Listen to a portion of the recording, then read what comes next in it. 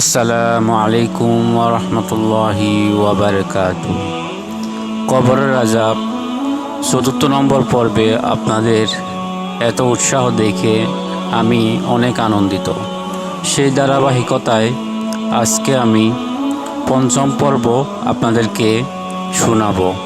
আশা করি এই কবরের আযাবের কাহিনীগুলো শুনে আপনারা আপনাদের জীবনকে বদলে নিতে পারবেন এবং আপনার জীবনের পরকালের জন্য কিছু করতে পারবেন। তো যারা এখনও পর্যন্ত আমার চ্যানেলটি দেখতেছেন, সাবস্ক্রাইব করেন নাই, তারা অবশ্যই সাবস্ক্রাইব করে দিবেন। আসুন শুরু করে দেওয়া যাক কবরের আযাবের পর্ব পঞ্চম নম্বর। আয়েশা রাদিয়াল্লাহু তাআলা আনহা বলেন, মদিনার ইহুদি বৃদ্ধ মহিলাদের মধ্যে হতে দুইজন বৃদ্ধ মহিলা আমার নিকট আসলো এবং বলল, নিশ্চয়ই কবরবাসীকে তাদের কবরে শাস্তি দেওয়া হয়। তাদের কথা বিশ্বাস করতে না পারায় আমি তাদের কথা অস্বীকার করলাম। তারপর নবী করিম সাল্লাল্লাহু আলাইহি ওয়াসাল্লাম আমার নিকট আসলেন। আমি বললাম, হে আল্লাহর রাসূল সাল্লাল্লাহু আলাইহি ওয়াসাল্লাম, মদিনার বৃদ্ধ মহিলাদের মধ্যে হতে দুইজন বৃদ্ধ মহিলা বলল, নিশ্চয়ই কবরবাসীকে তাদের কবর শাস্তি দেওয়া হয়। নবী করিম সাল্লাল্লাহু আলাইহি ওয়াসাল্লাম বলেছেন, তারা ঠিক বলেছেন, নিশ্চয় তাদেরকে কবরের এত কঠিন শাস্তি দেওয়া হয় যে সমস্ত চতুষ্পদ প্রাণী শুনতে পায়।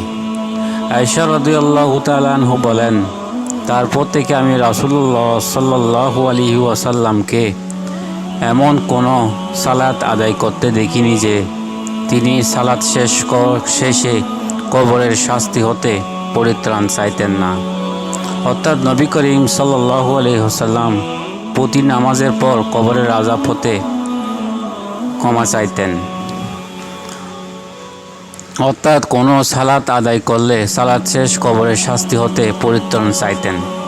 হাদিসে বোঝা যায় কবরের শাস্তি থেকে সবাইকে নামাজের পর অবশ্যই মোনাজাত করে কবর থেকে পানা চাওয়া অত্যন্ত জরুরি।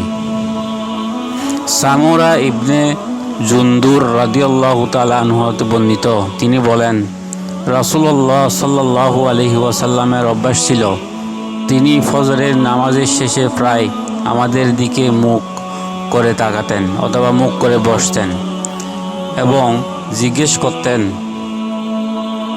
তোমাদের কেউ আজ রাত্রে কোনো স্বপ্ন দেখেছো কি? বর্ণনাকারী বলেন, আমাদের কেউ স্বপ্ন দেখে থাকলে সে তার নিকট বলতো, আর তিনি আল্লাহর হুকুম মোতাবেক তার তাবিল বর্ণনা করতেন। যথারীতি একদিন সকালে জিজ্ঞেস করলেন, তোমাদের কেউ আজ রাত্রে কোনো স্বপ্ন দেখেছো কি? আমরা বললাম, ইয়া রাসূলুল্লাহ, আমরা তো আজকে কোনো স্বপ্ন দেখিনি। তখন তিনি বললেন, কিন্তু আমি আজ দেখেছি। রাসূলুল্লাহ সাল্লাল্লাহু আলাইহি ওয়াসাল্লাম সাহাবীদের বলল, আমি আজকে রাতে স্বপ্ন দেখেছি।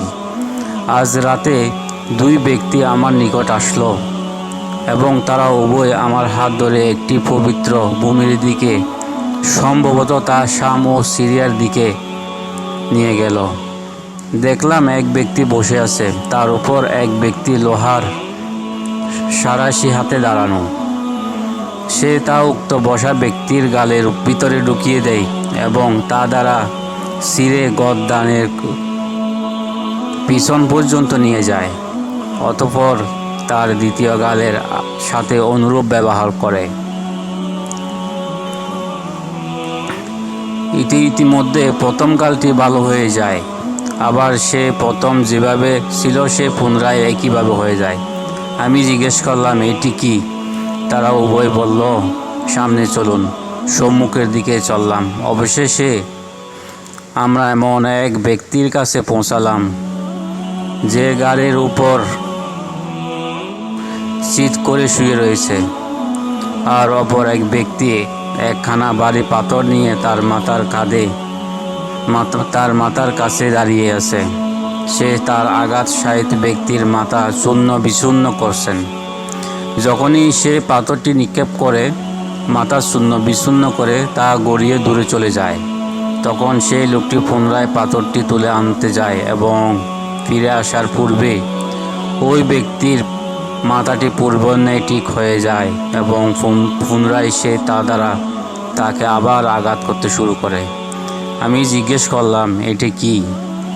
তারা উভয় বলল, সামনে চলুন। আমরা সম্মুখের দিকে অগ্রসর হলাম। আবার অবশেষে একটি গর্তের নিকট এসে পৌঁছালাম, যা তন্দুরের মতো ছিল। তার উপর অংশ ছিল সংকীর্ণ এবং ভিতরের অংশ ছিল প্রশস্ত।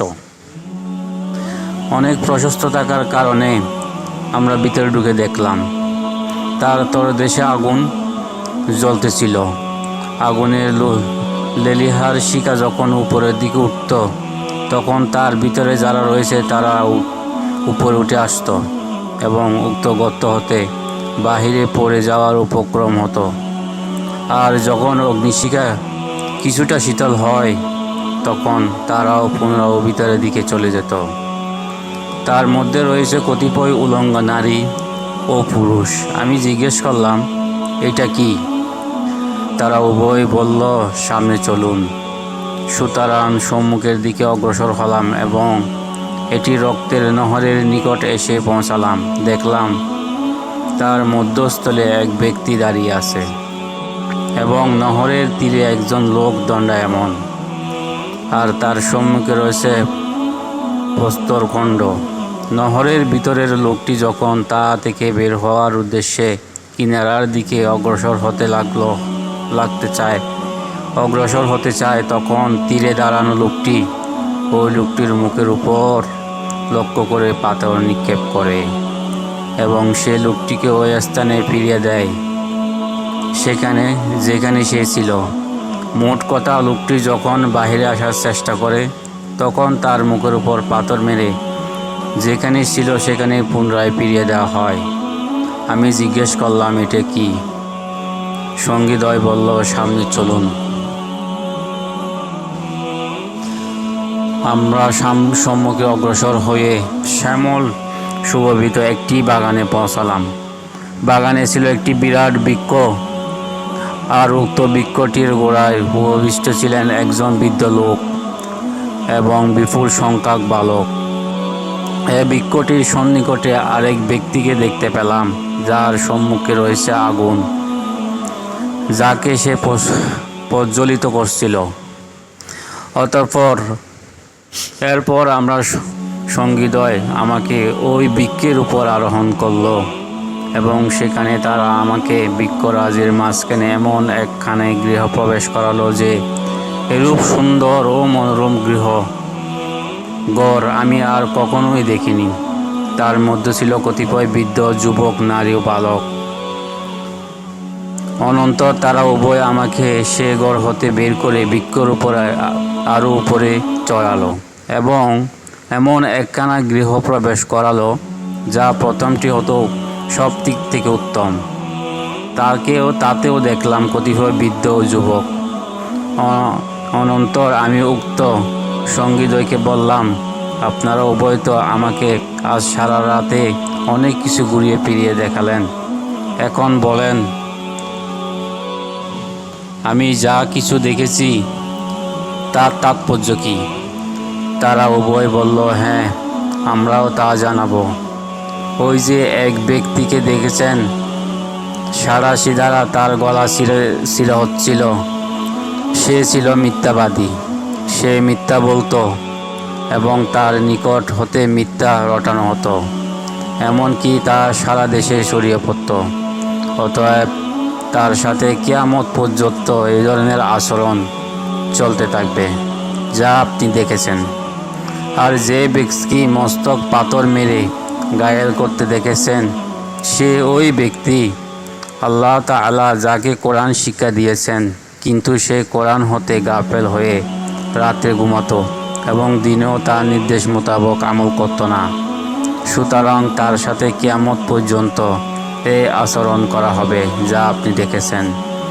আর আগুনের তন্দুরে যাদেরকে দেখেছেন, তারা হলো জেনাকারী নারী পুরুষ।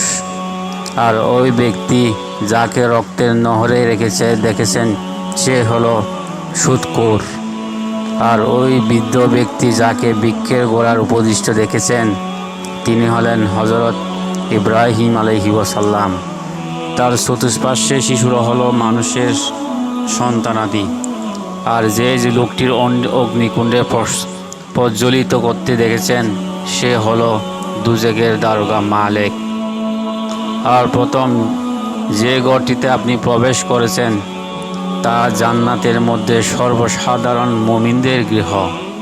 আর যে ঘর যে পরে দেখেছেন তা শহীদদের ঘর। আর আমি হলাম জিব্রাইল আলাইহিস সালাম এবং ইনি হলেন মিকাইল আলাইহিস সালাম। এবার আপনি মাথাটি উপরের দিকে তুলে দেখুন। যখন আমি মাথাটি উপরে তুললাম যেন আমার মাথার উপরে মেঘের মতো কোনো একটি জিনিস রয়েছে। অপর এক বর্ণনায় আছে একের পর এক স্তর বিশিষ্ট সাদা মেঘের মতো কোনো জিনিস দেখলাম। তারা বললেন তা আপনার এই বাসস্থান। আমি বললাম আমাকে সুযোগ দিন, আমি আমার ঘরে প্রবেশ করি। তারা বললেন এখন আপনার হায়াত বাকি আছে, যা আপনি এখনও পূর্ণ করেননি। আপনার যখন নির্দিষ্ট হায়াত পূর্ণ হবে তখন আপনি আপনার বাসস্থানে প্রবেশ করবেন। বুখারী বাংলা মিশকাত হাদিস শরীফ 4416। অত্র হাদিসে যে কঠোর শাস্তির কথা বলা হয়েছে তা মরণের পরে কবরের শাস্তির কথাই বলা হয়েছে। একমাত্র আল্লাহর ভয় মানুষের অন্তরে থাকলে মানুষ কবরের শাস্তি হতে রক্ষা পেতে পারে। বন্ধুরা, আপনারা এতক্ষণ পর্যন্ত আল্লাহর রসুল সাল্লাল্লাহু আলাইহি সাল্লামের যেই স্বপ্নের কথা শুনেছেন এগুলো সব বাস্তব। এগুলোই হচ্ছে আমাদের পরকালে যারা পাপ করব তাদের জন্য এগুলো সংগঠিত হবে। এবং যারা ভালো কাজ করবে আল্লাহর পথে শহীদ হবে তারাই একমাত্র জান্নাতে যাবে এবং সুখে শান্তিতে শহীদের মর্যাদা নিয়ে বসবাস করবে আল্লাহর আরশের নিচে। আসুন আজকে থেকে আমরা সবাই আল্লাহর পথে চলি এবং বেশি বেশি আল্লাহকে ডাকি, মিথ্যা গীবত পরনিন্দা থেকে দূরে থাকি। সবাই ভালো থাকবেন। আর যারা এখনও পর্যন্ত আমার ভিডিওটি সাবস্ক্রাইব করেন নাই অবশ্যই সাবস্ক্রাইব করে দিবেন।